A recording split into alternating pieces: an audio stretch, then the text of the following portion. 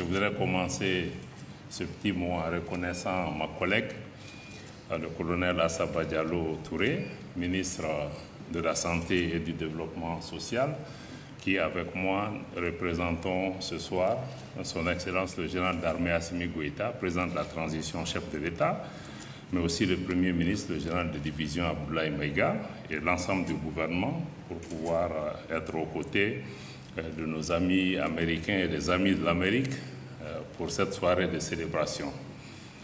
Madame l'ambassadeur des États-Unis d'Amérique, Excellence, Monsieur le doyen du corps diplomatique, Mesdames et Messieurs les membres du corps diplomatique représentant des organisations internationales accréditées au Mali, distingués invités, je vois beaucoup de représentants aussi d'institutions de la République du Mali, pour cacher un peu au fond le commissaire à la sécurité alimentaire, Madame la médiatrice de la République. Je voudrais pouvoir reconnaître toutes les personnalités qui sont présentes ici en vos rangs, grades et qualités, et toutes mes excuses si j'en ai oublié. Je remercie Madame Rachna Koronen pour son aimable invitation qui nous a été adressée de célébrer aujourd'hui avec la représentation diplomatique des États-Unis, ainsi que la communauté américaine, mais aussi le corps diplomatique accrédité au Mali, le 249e anniversaire de l'indépendance des États-Unis d'Amérique. Bonne fête d'indépendance aux États-Unis d'Amérique. C'est toujours un réel plaisir pour le gouvernement de transition du Mali de s'associer à la commémoration des actes qui s'inscrivent dans le cadre de l'affirmation et de la réaffirmation légitime de la souveraineté des États, pour ce soir en particulier, celle qui concerne les États-Unis d'Amérique. En cette agréable circonstance, j'adresse nos sincères félicitations au peuple américain ainsi qu'au gouvernement américain et formule des vœux sincères de bonheur, de prospérité et de stabilité croissante pour les États-Unis d'Amérique. Dans un autre registre moins heureux, je voudrais également présenter nos condoléances émues au gouvernement, au peuple américain et aux populations américaines de façon générale pour les nombreuses pertes en vies humaines qui ont été causées récemment par des inondations dans l'État de Texas en moins d'une semaine. I want to allow myself a few words in English. Yes. I don't want to follow the step of Ambassador Rachna because she didn't put a word in Bambara or in French even. But just to be understood by our American friends, to say that my colleague, Minister of Health, and myself, we are very happy to be here and to celebrate with you, Americans, this evening. We think it's very important for us at this moment of the journey of our two countries to show compassion, interest, and mutual respect as we move forward. Of course, for me personally, United States is a country which received me for 6 years. I have been blessed to be ambassador of my country in the United States for 6 years. I have the privilege also that maybe many Americans didn't have. I visited more than 22 American states. I am honorary citizen of the state of Nebraska. In Lincoln, I'm sure many Americans haven't been in Lincoln, Nebraska. I visited many places in America, and I can tell myself that really I know this country, and I always speak really very openly because I had the opportunity to be received in the U.S. for family hospitalities in American homes, in North Carolina, in Tennessee, in San Diego, in many places that I had really the opportunity to interact with many in America, and I can say that American people are really friendly, very open, and I had the opportunity to entertain conferences across the U.S., and I had the opportunity to have conferences in more than 25 American universities, which host me. I interact with many Americans, and I had the opportunity to really practice the public diplomacy in the U.S. and that really allow me to better comprehend this country. And this is one of the reasons I think this is important for me to say a few words in English so I can be understood very well by you, by your team, and also the delegation which came from Washington, D.C. Of course, I heard your speech. Of course, you consider yourself as the greatest country on earth. We consider also ourselves as one of the most brilliant civilizations in Africa, and that's very important for us as we engage also to respect each other, because we think that Mali, as you know, also is a country of Timbuktu, is a country of Mansa Musa, and we call ourselves that one of the people who discovered America is a Malian. Even if some don't recognize that. Written response right now. It's not here, but I really encourage all of you to read the book of Ivan van Sertima. They were there before Columbus. It's really a well-documented research, which really give the traces of the Negro-African presence in the America before Columbus. So it's a scientific. So we also consider ourselves like this, and I think it's important when we engage with Malians to also understand where people are coming from, how they see themselves. So we remain really such a big country also, but we remain open to this engagement with your country. And I encourage all the effort that you are doing, and Americans continue to be welcome in Mali, and I appreciate that Malians continue also to be welcome, that you are facilitating the free movement of Malians to the United States and the exchange of students and business people, which I think is very important, because everything starts with understanding each other. Of course, we have gone through some tensions, some misunderstanding, but what is most important really to understand that today, yes, America, you have your own government, they are putting America first, we are putting Mali first. It means that we really have to, only mutual respect allow us to have a meaningful engagement. I lived in the US, I know what America wants for its children. We want the same. Everyone wants peace, stability, joy, respect, consideration, to look at your own dignity. So it's the same, big or small, it doesn't matter. I think those things are very important, that I really want to say those few words, that really I am very happy with the time that I spent in the US, and I do think that we have many opportunities for further engagement. Let me come now to French, which is our working language. Donc la coopération entre le Mali et les États-Unis s'est solidement bâtie depuis les premières années de l'indépendance du Mali, mais aussi dans un esprit de respect mutuel, mais aussi un esprit de compréhension et un esprit d'ouverture. Nous avons eu aussi beaucoup d'échanges politiques de haut niveau, beaucoup de dirigeants maliens, Modibo Keïta, Moussa Traoré et d'autres ont eu des visites mémorables, ont eu des interactions avec des dirigeants aux États-Unis. Nous sommes convaincus qu'en poursuivant, voire en renforçant nos relations dans cet esprit constructif, nous pourrons relever ensemble des défis communs auxquels nos pays font face, auxquels l'humanité elle-même fait face aujourd'hui.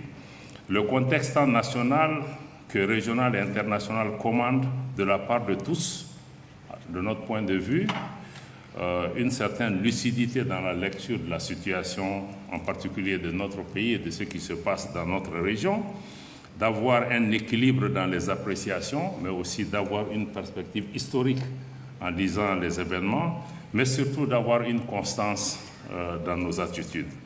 Je suis heureux à cet égard de saluer l'attitude constructive de l'ambassadeur et sa contribution, votre contribution, mais aussi celle de l'ensemble de votre équipe dans des circonstances extrêmement difficiles.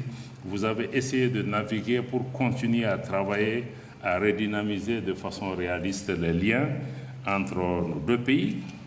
Le gouvernement du Mali reconnaît et salue la nouvelle orientation de l'administration américaine en ce qui concerne le contrôle accru de ce qui est convenu d'appeler l'aide publique au développement, afin qu'elle s'inscrive dans le cadre de l'appui aux efforts de l'État au bénéfice des populations défavorisées, conformément à la volonté des parties maliennes et américaines.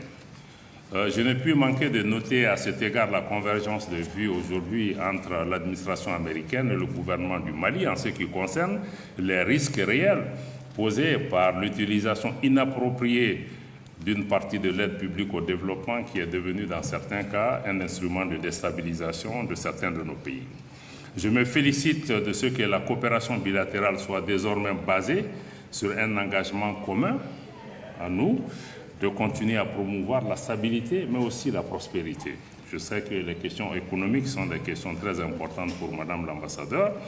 À cet égard, je salue vos initiatives en cours, celles consistant de votre part à promouvoir les investissements et à mettre en relation les opérateurs économiques des deux pays, notamment à travers la rencontre Select USA, que je sais que beaucoup de nos compatriotes et hommes d'affaires ont participé à cet événement à Washington il y a juste quelques semaines. Justement, aujourd'hui, le Mali, l'AES, beaucoup de pays africains, nous sommes assez désabusés par rapport aux résultats qui ont pu être engrangés par rapport à ce qui est convenu d'appeler l'aide publique ou l'aide au développement.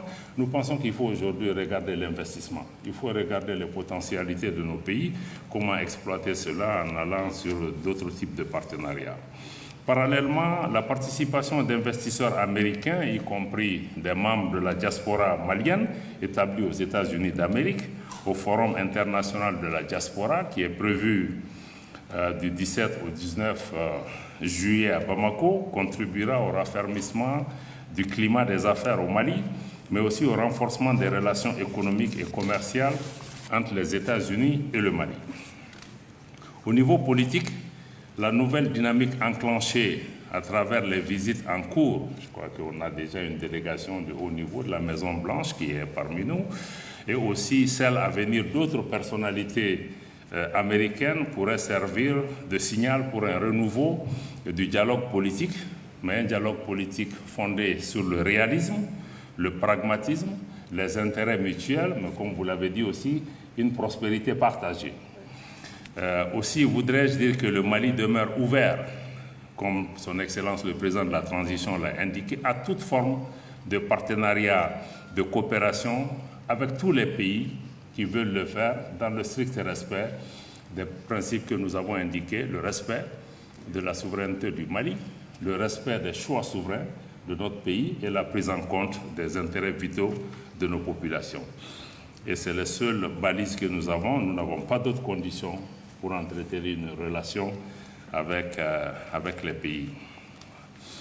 Il y a 2 jours, nous célébrions le premier anniversaire de la création de la Confédération des États du Sahel, qui aujourd'hui s'impose comme une réalité géopolitique, mais aussi qui se traduit naturellement par une reconfiguration géopolitique de l'espace ouest africain. Notre position est d'indiquer que nous avons quitté une organisation, mais nous n'avons pas quitté la région, et nous ne pouvons pas quitter la région. Donc cette reconfiguration nous commande de voir la région différemment et de travailler différemment à pouvoir préserver les acquis du parcours historique de nos peuples de l'indépendance jusqu'à aujourd'hui.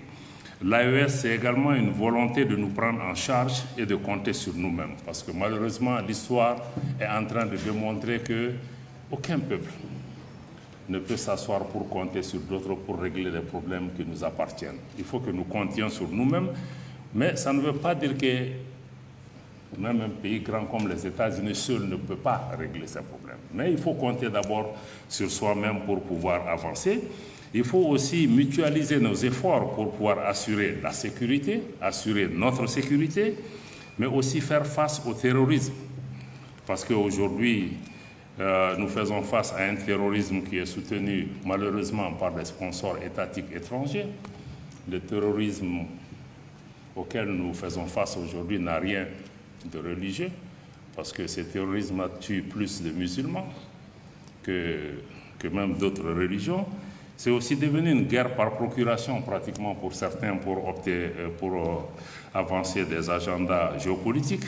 L'AES aussi nous permet également, à côté de la sécurité, de parler d'une seule voix sur le plan diplomatique et aussi sur le troisième pilier de promouvoir un développement économique, mais aussi une intégration de nos populations, une intégration qui nous permet aussi de travailler à la transformation structurelle de nos économies, mais aussi aller vers une industrialisation qui valorise le potentiel économique des ressources naturelles, les ressources minières de nos pays. Et nous sommes ouverts à le faire avec tout le monde, y compris avec les États-Unis, surtout avec les États-Unis, mais dans le cadre d'un partenariat mutuellement bénéfique en sortant un peu des modèles anciens de prédation qui n'ont pas donné les résultats escomptés.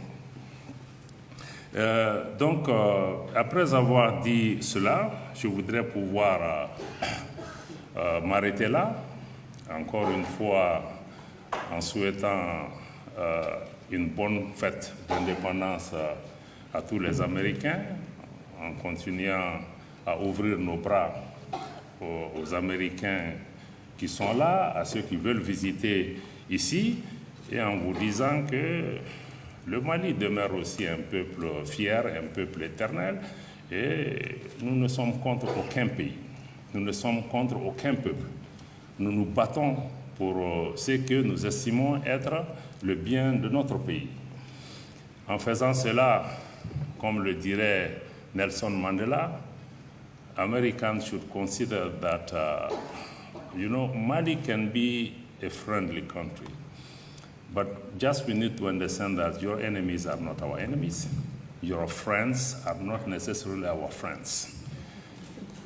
So if we keep that in mind,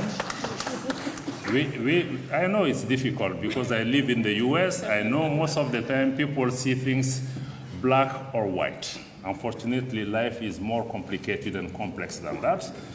But just understand that your enemies might not necessarily be our enemies, and your friends might not be our friends necessarily. That will leave us a space to have a dialogue, a meaningful dialogue, to move forward, to enhance the relationship between Mali and the US based on really mutual understanding, dialogue, mutual respect, and to see how we can advance our collaboration, both at the bilateral level, but also on the international scene.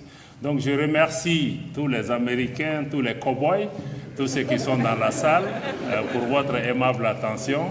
Et je voudrais, avec vous tous, que nous puissions souhaiter encore une fois bonne fête à nos amis américains. Et merci infiniment de m'avoir écouté.